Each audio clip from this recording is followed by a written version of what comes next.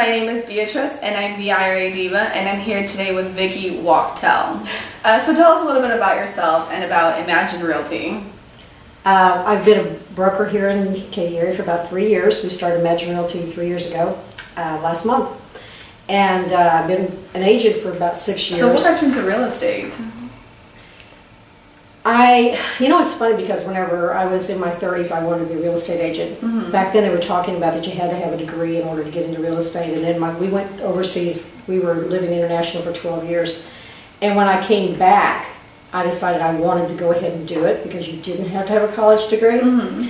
And but I was under this misconception that you had to know people, you had to know you had to know the area. Mm-hmm. So when I came back, I didn't know Katy, and I didn't know anybody. So I instead opened the retail shop in Old Town Katy, doing decorating, Mm-hmm. and did that for 5 years until I felt that I could go ahead and start it.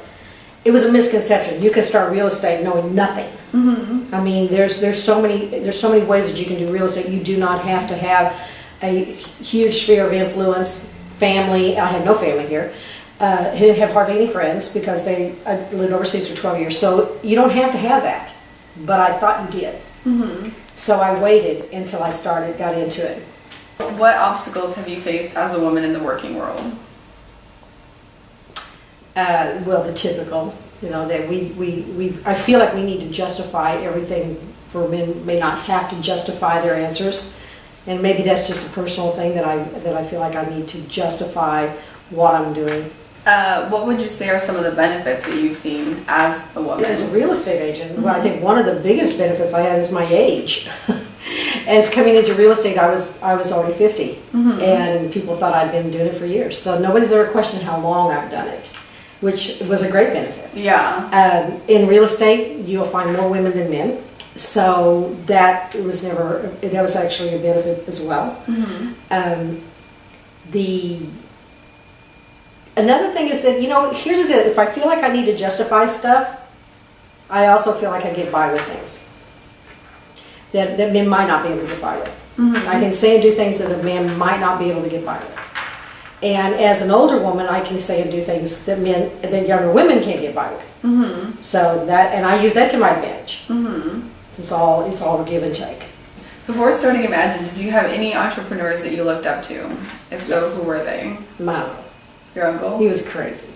My dad and my uncle were so close. Mm-hmm. And my dad was so conservative and so cautious and so careful about everything. And my uncle just threw it all to the wind, and wherever it landed, that's the way it was. And he started, I can't tell you how many businesses he started, I don't know how many millions of dollars he made and lost, but he never lost his spirit to say, yeah, hey, let's do it. Anything you put in front of him, he'd go, we can do that. And I love that about him. And I like to think that I carry that on with people that I work with. There are no obstacles to what we can do except here. Mm-hmm. We can do anything we want to do. We just got to want it. And you got to be willing to work for it. And if you were willing to work for it, you can do anything. To what extent did fear of failure affect your decision making? I have no fear of failure. I really don't, but I don't have the fear of failure because that's up here. Mm-hmm. You can have setbacks, but every one of those can be a learning experience. So if you take that and learn from it, that won't happen again. So fear of failure has never been an option. Do you think that women need to have a higher education or more business experience to start their own company in this day and age? I think women need exposure to education. Whether they have a higher degree or something, I don't know. I am an education junkie. Although I didn't get a college degree, Mm-hmm. that I made a mistake whenever I was young and didn't do it. But at the same time, I think because I didn't do it then, it pushes me to do more education now. Mm-hmm. And I've got over 1,000 hours in real estate, and I'm still taking classes. If a new class comes up, I'm taking it because there's always something you can learn. And I think you have to stay on top of things. You can't plan on today. For what you know today is not going to work tomorrow. And in this technology age that we live in, if you don't understand technology, get in some classes because you can't do anything without it. You honestly can't. And real estate is cutting edge in technology. People don't understand it. My husband works for a multi-billion-dollar company that isn't as tech savvy as I am with what they're doing in the office. Look at our government. I mean, they don't even have interstate. You know, the states don't even talk to each other. I mean, but in today's world, if you don't know it in every field that you go into, if you don't know something about it, you're going to be left behind.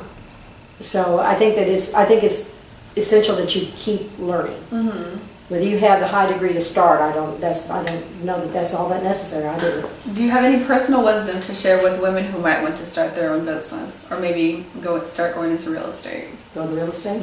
With real estate is not a 9-to-5 job, Monday through Friday. You live and breathe it.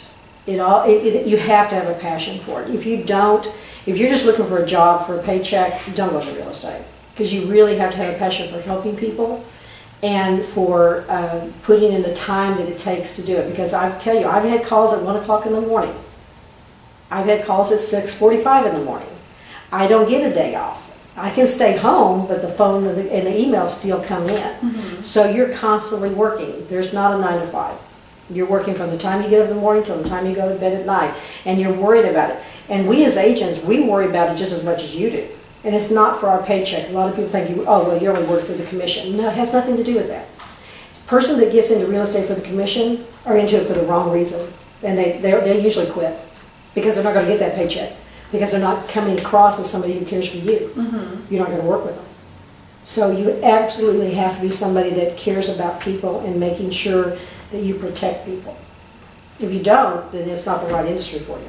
If you just want to get out there and put in your time, go home and have your own life, real estate's not it. Okay, so now that we've talked about selling real estate, are you also a real estate investor? Yes, we are.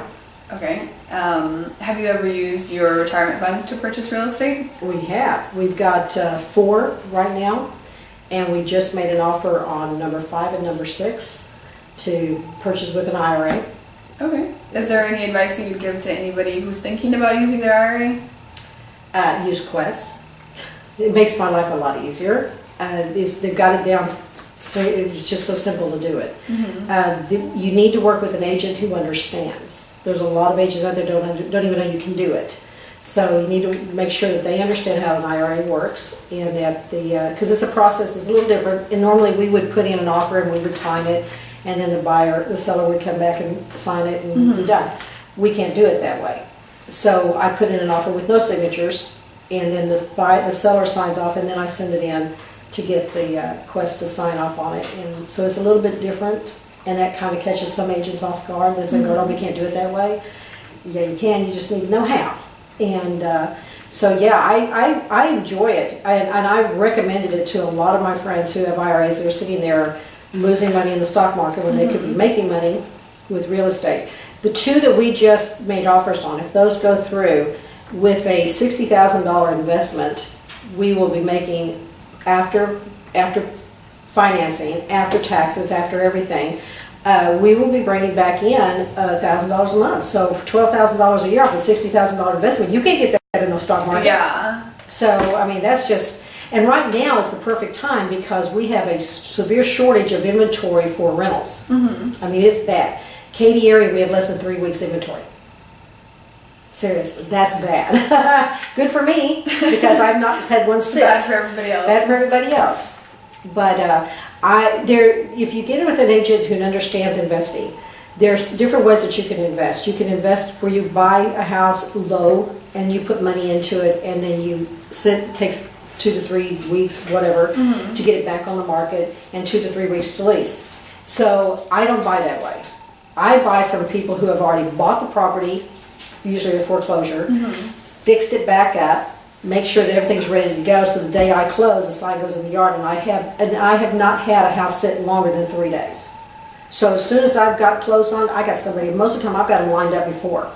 So that, and by being in the business, I can do that. So if you work with an agent who understands the process, you don't have any downtime when you do it the way we buy it. What would you say is the coolest part of using your IRA to invest in real estate? Getting my husband out of the stock market into real estate where he should be. Because here's the deal: rentals never go down. Property values can go down, but rentals don't go down. So if you buy a house and you can lease it for $1,000, and 5 years later you can at least get 1,100 to 1,200, you're not going to go under 1,000 on it, unless there's this major catastrophe like huge floods and things like that. But if for the general population and for the general market, they're not going to go down. So what we buy today that can lease for anywhere from $1,200 to $1,300 on a $100,000 house is only going to go up to $1,300, $1,400. I might get as much as $1,500 out of them over the next 5 or 6 years. So there's no downside to it. And we are doing it for our retirement. My plan is to have 15 by the time we retire in 5 years. Although he doesn't think it's going to happen in 5 years, it will, because I get my way. And so when you have 15 houses that you're bringing in, you don't have to worry about whether you're going to have a Social Security check or not.